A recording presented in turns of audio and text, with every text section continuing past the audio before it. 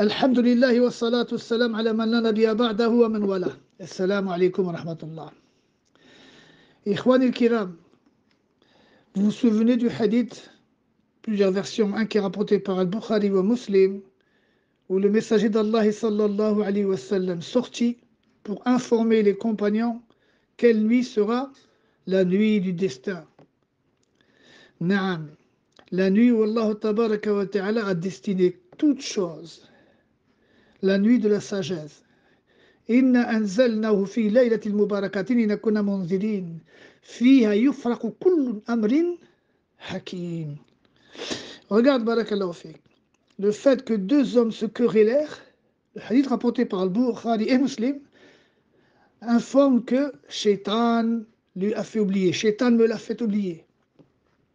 Naam, regarde dans le Coran al-Karim, Surat Yusuf, Surat Al-Kahf, et dans d'autres endroits dans le Coran où Allah Ta'ala dit c'est Shaitan lui a fait oublier. Lorsque Shaitan te fait oublier, c'est Shaitan qui fait que tu oublies. Naam. Mais derrière cela, il y avait une grande sagesse. Première chose, ça nous montre la gravité de la querelle, de la dispute. Plus encore pendant le mois de Ramadan et encore plus encore les 10 derniers jours, les 10 dernières nuits de Ramadan. Il faut laisser ça. Regarde l'oubli d'une grande chose, subhanallah, l'oubli de la nuit de Laylatul Qadr. Certains savants considèrent que c'est la 27e nuit. Ils ont des hadiths là-dessus. Hein. Il y en a un qui est rapporté par Muslim, il est tranchant. Mais il y a d'autres hadiths qui citent d'autres nuits. C'est pour ça que d'autres savants sont d'avis que ce n'est pas toutes les années la même nuit. Chaque année, il est possible que ça change de nuit. Et tout ça, c'est la sagesse de ce hadith. Allah Ta'ala a voulu que la date de la nuit du destin soit oubliée et que nous, on s'efforce à se concurrencer, à faire des efforts acharnés pour tomber sur la nuit du destin. Allahu Akbar. Aussi, parmi les gens de science, certains sont d'avis qu'il est préférable la nuit de rester longtemps debout. Le qiyam est mieux que le sujoud et l'inclinaison. La nuit, il est loué de se tenir droit devant Allah tabaraka wa ta'ala, devant ton créateur, et de rester de longs moments à réciter le Coran al-Karim. Si vous regardez, barakallahu fikum, le hadith rapporté par l'affaire de Omar ibn Khattab, il récitait à chaque raka 100 versets, jusqu'à ce que les compagnons se tenaient avec des bâtons, 100 versets. Naam. À chaque génuflexion, lorsque les compagnons décédèrent, la plupart d'entre eux, et beaucoup de gens sont rentrés en islam, qui n'ont pas connu le prophète sallallahu alayhi wa sallam, dont leur foi était moins forte, ils ont raccourci le nombre de versets dans chaque raka, et ils ont allongé, ils ont fait encore plus de raka. Au lieu d'en faire, par exemple, 11 avec 100 versets dans chaque raka, par exemple, le temps de Omar ibn Khattab, ils sont allés jusqu'à 40 raka avec une lecture moins longue, car les gens étaient moins forts. Leur foi, bien sûr, leur iman a été moins forte que ceux qui ont connu le messager d'Allah, ceux qui ont été éduqués par le messager d'Allah. Et ils sont d'avis que la journée, c'est là où tu multiplies le plus de sujoud.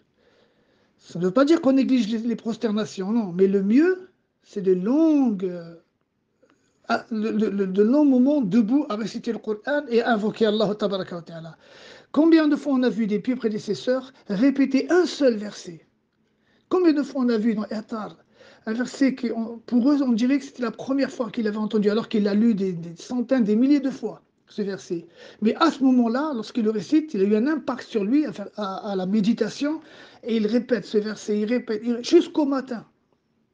Comme il a dit Abdullah ibn Umar. Wallahi, si je connaîtrais que Qul Wallahu Ahad, Qul A'udhu Birabbil Falaq, Qul A'udhu Birabbin Nas, je prierai chez moi, il parle de Salat Tarawih, et je répéterai. Naam. Combien ont répété un seul verset, et ça a duré des heures et des heures. Et ce n'était pas une chose qu'ils avaient prémédité, c'est le verset qui a un impact sur eux. Naam. Aussi, barakallahu fikum, le hadith que Aïcha radiallahu anha a dit que le prophète d'Allah sallallahu alayhi wa sallam, c'est un hadith qui est rapporté par Aïcha, hein, c'est-à-dire lorsqu'il serrait son izar, il allait réveiller sa famille. Il doublait d'efforts, il serrait son izar, il allait réveiller sa famille, c'est-à-dire il réveillait ses proches. On a dit dans une audio passée que cela montre que tu donnes de l'importance à ces actes pieux aux 10 dernières nuits. Pourquoi? Parce que toi, tu ne laisses pas ta famille comme ça, en la négligeant, en agissant toi-même. Mais si tu veux que ta famille aussi prenne de cela, ça prouve que tu as de la valeur à cela. Mais il y a un juste milieu. Je suis obligé de dire ça car on m'a demandé des choses et que cela, il y a un juste milieu. Si la personne a le matin des occupations, qu'elle doit obligatoirement se réveiller de très bonne heure, s'occuper de telle chose, elle ne peut pas faire autrement. Il est normal que tu vas la laisser dormir, ta famille ou ton proche, cette personne-là, plus que ce qu'il ne faudrait. C'est impossible, l'être humain, il n'a pas assez il doit obligatoirement dormir, récupérer. Il y a un juste milieu. C'est pour ça que les salafs disaient, si une femme s'occupe, parce qu'elle ne peut pas faire autrement, de telle occupation de la maison pour les enfants et pour des choses dont elle a la responsabilité dans le foyer, elle en sera énormément récompensée. Pourquoi cela? Parce qu'elle ne peut pas faire tout. C'est un hadith aussi qui est rapporté dans, subhanallah, j'ai oublié l'ouvrage, j'ai oublié le nom de cet ouvrage, le titre. Il faudrait que je retrouve ce titre-là et je le redirai, Inch'Allah. Mais ce hadith-là, je l'ai lu devant tous les frères, Allahumma barik, où les femmes se sont réunies et ils envoyèrent une femme pour poser la question au messager d'Allah, sallallahu alayhi wa sallam. Et les autres, elles attendaient au loin. Je vais donner un extrait du hadith seulement. Elles posèrent la question du prophète, sallallahu alayhi wa sallam, Ya Rasulallah, nous, on lave votre linge, on couvre vos linges, on éduque vos enfants, on fait ceci, on fait cela, on s'occupe du foyer. Alors que vous allez prier à la mosquée, vous allez faire le pèlerinage et l'umrah quand vous voulez, vous allez assister au convoi funèbre et aux prières et aux enterrements, et le Jumu'ah, et le jihad, et la da'wah. Alors le messager d'Allah sallallahu alayhi wa sallam se retourna entièrement face à ses compagnons en disant, imaginerez-vous qu'une femme a ce genre de préoccupations, de questions? Ils ont dit non, ya Rasulallah. Le prophète d'Allah sallallahu alayhi wa sallam se retournait vers elle et lui a dit, si la femme, l'épouse, elle cherche la satisfaction de son mari, et bien sûr, il y a un juste milieu, hein, je ne vais pas faire le charh du hadith en entier, mais le mari, n'importe quel être humain qui a un minimum de maturité, il veut le bien à ses proches, aux gens qu'il aime. Il veut que les gens qu'il aime soient heureux. D'accord? Il cherche le juste milieu et il veut se rapprocher d'Allah et il veut le bien pour ses proches.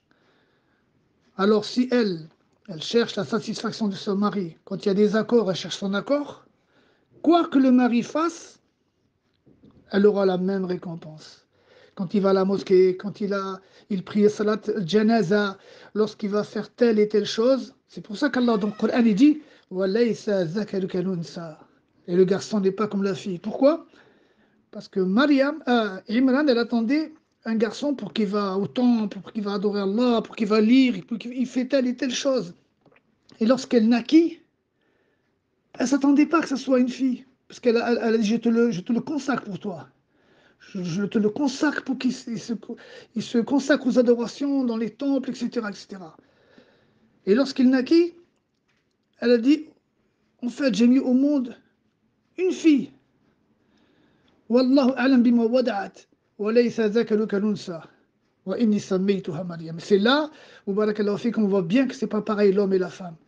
Donc, si l'épouse, ou la fille, ou la sœur, elle fait ce qu'il faut, le mari, ou le frère, ou le père qui va à la mosquée, et qui va faire les actes pieux, Inch'Allah, celle qui s'occupe du foyer, elle n'a pas les mêmes capacités, elle n'a pas les mêmes temps, elle n'a pas toutes les mêmes occupations, aura la même récompense. Non. Pourquoi? Parce que le mari, c'est lui qui va surtout chercher la subsistance, le travail, d'accord? Et l'épouse, comme Allah Ta'ala le dit, elle est plus enfermée, comme il a dit le messager d'Allah sallallahu alayhi wa sallam. Prenez soin de vos épouses, elles sont comme des prisonnières. Dans le pèlerinage d'adieu, Prenez soin des deux faibles, l'épouse et l'orphelin. Wassalallahu tawfiq. En tout cas, barakallahu fikum, j'insiste sur le fait que il ne faut pas, il ne faut pas faire porter à quelqu'un du foyer alors que la journée, il a des doubles charges que ce qu'il lui fait avec la nuit. Pourquoi je dis cela? Parce qu'on m'a contacté, on m'a dit voilà kin ceci, voilà kin cela. Mais bien sûr qu'il y a un juste milieu. Alhamdulillah, Allah Azza wa Jal nous a créés avec une raison. Et nous, on raisonne. Pour celui qui a le temps pour récupérer, pour le temps pour pouvoir gérer ses journées, alors là, qui donne au maximum de la nuit. Sinon, il fait ce qu'il peut et il garde son temps pour récupérer la nuit puisqu'il ne peut pas récupérer la journée. Wallahu ta'ala a'lam wa sallallahu tawfiq wa salam alaykum wa rahmatullahi wa barakatuh.